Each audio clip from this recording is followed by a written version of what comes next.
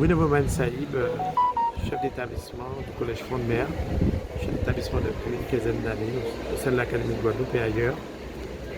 Et pour parler précisément de cet après-midi, nous allons inaugurer un ensemble de 15 fresques dédiées au patrimoine au pluriel de la Caraïbe et des Amériques noires, concept hérité de Roger Bastide, les Amériques noires, et nous avons choisi dans le cadre de la réforme du collège depuis la rentrée 2016, où il y a un type d'enseignement qui s'appelle l'enseignement pratique interdisciplinaire, le pays, de matérialiser au travers d'une réflexion et d'une pratique pédagogique les patrimoines de la Caraïbe au travers des icônes. Nous avons commencé par les icônes, mais en même temps, nous avons aussi illustré les classes avec les écrivains et artistes de la Caraïbe, y compris les contemporains, dont Fred Deshaies, qui a une classe qui porte son nom.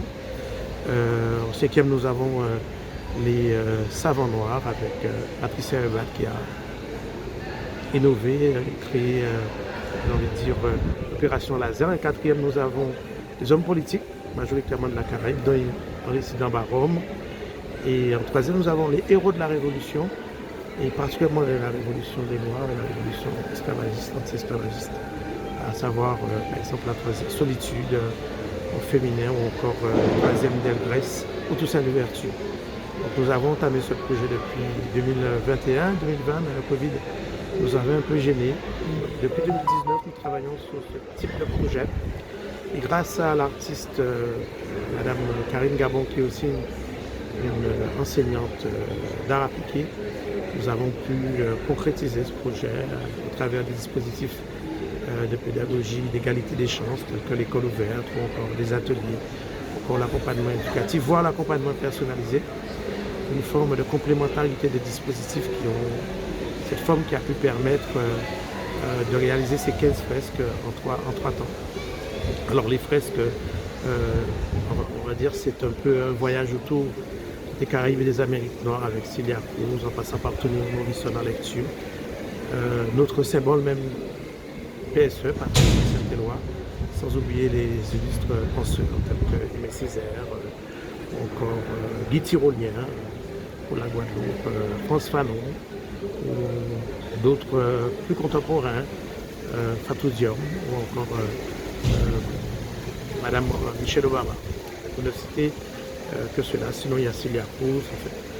C'est un projet qui, pour nous, a un intérêt majeur, qui consiste à rendre visible, lisible, tous ces héros, encore icônes, tous ces personnages qui font partie des patrimoines.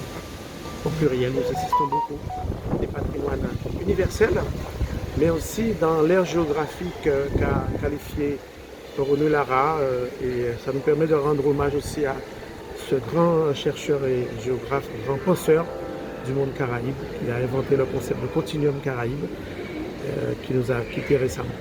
Donc l'idée, c'est de permettre à ces générations de 11 à 15 ans, moyennement, de pouvoir entendre parler de ces personnages, parce que c'est beaucoup plus compliqué aujourd'hui, les œuvres ne sont pas étudiées de la même manière. Le monde, comme nous l'avions dit, est en 5.0, peut-être 7 demain, mais au travers des QR codes, c'est aussi l'esprit. Nous avons décidé d'utiliser les QR codes pour que, automatiquement, une fois que l'élève a pris son portable ou l'adulte, il met son QR code et il va directement sur le site qui a été créé par les élèves du Club Média. Donc ce sont nos propres élèves qui ont, grâce au référent culturel Madame Dakalo, que je remercie et félicite, ce sont nos propres élèves qui vont lire, j'ai envie de dire, les biographies et autres bibliographies des personnages que nous illustrons et présentons cet après-midi au travers de cette inauguration. Et ce que je voudrais dire pour nous, c'est la symbolique, mais c'est fort, c'est que nous avons cet après-midi présente avec nous la fille de Madame Marie Scondé. Et pour nous, c'est un honneur. C'est un grand honneur, elle a fait le déplacement, parce que nous tenions aussi à valoriser et rendre hommage à tous ces personnages et à toutes ces belles personnalités qui nous ont permis de comprendre ce qu'est les Amériques noires.